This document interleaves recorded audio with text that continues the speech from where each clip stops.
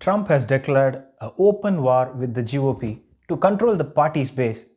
And after the tireless bout over the last 30 days, where both sides exchanged punches, counterpunches, jabs, and counterjabs, all behind the screens, the winner of the first round is none other than Donald J. Trump. Then, a few months ago, Congress started negotiations on a new package to get urgently needed help to the American people. It's taken forever. However, the bill they are now planning to send back to my desk is much different than anticipated. It really is a disgrace. For example, In less than 24 hours after the Congress passed the $900 billion COVID relief bill that was cleared with bipartisan support, after weeks of negotiations, Donald J. Trump called the bill a disgrace and asked the Congress to amend it.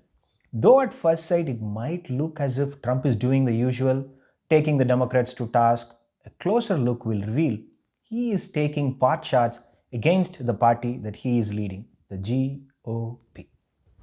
Trump took one bullet and shot down two birds at the same time. Well, actually, make it three birds. I will tell you the third bird at the end of this video. Trump is not only saying that the Democrats did not do enough, he is also pointing at the Republicans for doing it wrong. It's called the COVID relief bill, but it has almost nothing to do with COVID. This bill contains $85.5 million for assistance to Cambodia, $134 million to Burma, $1.3 billion for Egypt and the Egyptian military, which will go out and buy almost exclusively Russian military equipment, $25 million for democracy and gender programs in Pakistan, $505 million to Belize, Costa Rica, El Salvador, Guatemala, Honduras, Nicaragua, and Panama, $40 million for the Kennedy Center in Washington, D.C., which is not even open for business, $1 billion for the Smithsonian, and an additional $154 million for the National Gallery of Art. Likewise, these facilities are essentially not open. $7 million for reef fish management, $25 million to combat Asian carp, $2.5 million to count the number of amberjack fish in the Gulf of Mexico, a provision to promote the breeding of fish in federal hatcheries, $3 million in poultry production technology, $2 million to research the impact of down trees, $566 million for construction projects at the FBI. That's a grand total of $3.8 billion out of the $900 billion bill that was negotiated by the Democrats and the Republicans. That's $4 out of each $900. And the spending on the FBI is just totally wasteful expenditure. How dare they snuck a $500 million there? The numbers that Trump rattled off accounts for less than 0.5% of the total spending authorized by the Congress.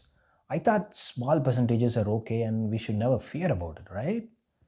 We should look at the 98% of the people who are not infected and stop wearing masks. We cannot be so worried about the 2%, according to the right-wing media. But that's only for people who are dying, I guess. 2% dead is fine, but less than 0.5% spending on foreign relations, improving domestic fisheries and poultry, and FBI is disastrous. But from the TV perspective and the calculation Trump had about how the 5 minutes he spent on TV yesterday will echo across the country is absolutely correct. Trump knows and fully understands how deals get made in the Congress and the Senate. No one is going to give John McCain $1 if he asks for $100 million to keep Pakistan from falling into China's hands or be subsumed by a domestic militaristic arm and become a menace to the entire world and America. No one is going to give Harry Reid $1 if he wants to resurrect a museum or if he wants to improve fishing in the Gulf of Mexico. So what they do is they wait for a big moment, both Republicans and Democrats, and bury funding for projects that help their constituents or an industry or something that they care about. The Democrats know this, the Republicans know this.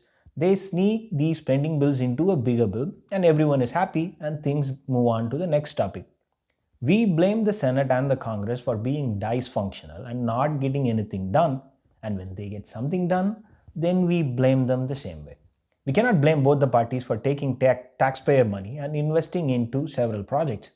What we should instead demand is more transparency and more accountability. But we have also never had a politician like Donald Trump. Trump himself says that it took months for both the parties to negotiate this bill.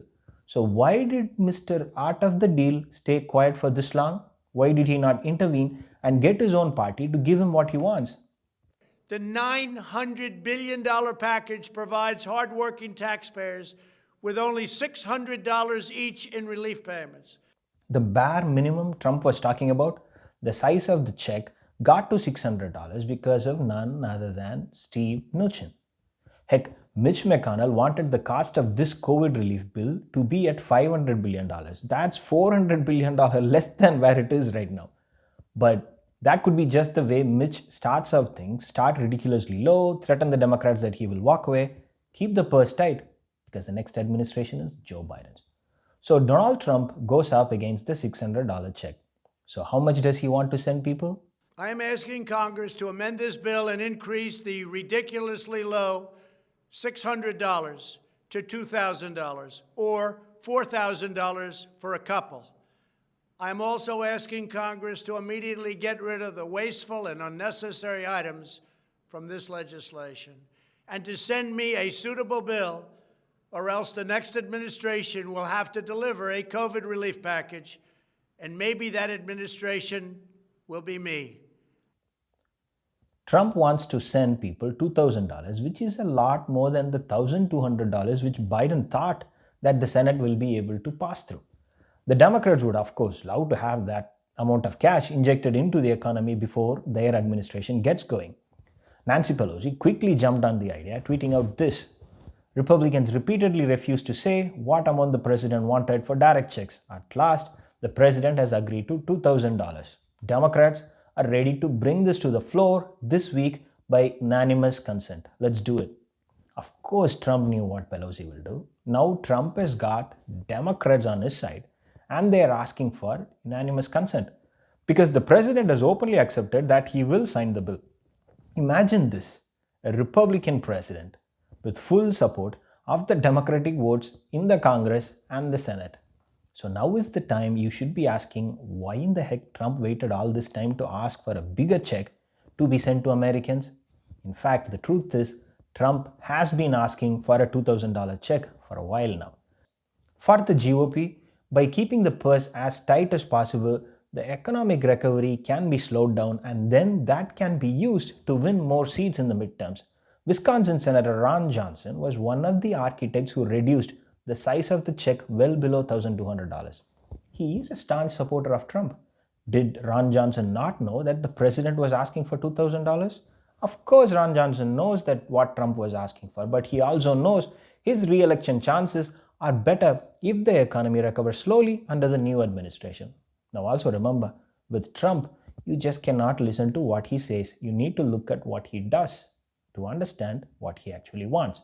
The entire media has been covering Trump's video as a oh my god moment. But the reality is the bill was passed with a veto-proof majority. So there is not a lot that Trump can do to stop this now except for engaging in a PR campaign, or if he can get the Democrats to push to amend the bill. And boy oh boy, what a PR campaign Trump has mounted.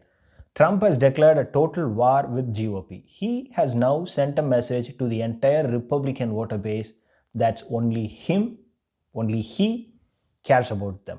He wants more checks for them, but sadly the Democrats and the Republicans are one and the same and they want to waste taxpayers' money.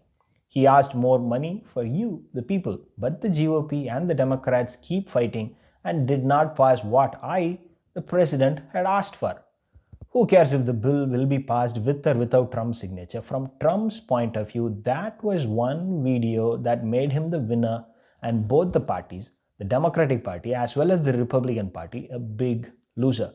He will get more than enough credit if people get the $600 check, or if they get a $2,000 check, and he will get more credit than anyone, even if nobody gets a check. I have to give it to him. What he did there was TV smart, and in just 5 minutes, he made sure that the GOP base knows the difference between him and the GOP. This was not an attack by Trump on the Democrats. It's a declaration of open war by Trump on GOP leaders. One more proof that the GOP versus Trump war has just begun. Just read this tweet. Republicans in the Senate so quickly forget. Right now, they would be down 8 seats without my backing them in the last election.